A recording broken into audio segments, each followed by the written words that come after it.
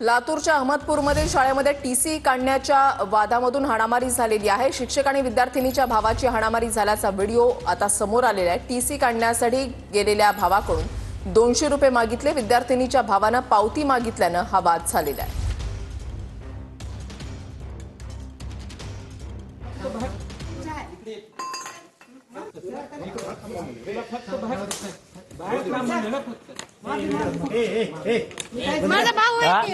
अहमदपूरमधली घटना आहे। शाळेमध्ये टीसी काढण्याच्या वादामधून हाणामारी झालेली आहे।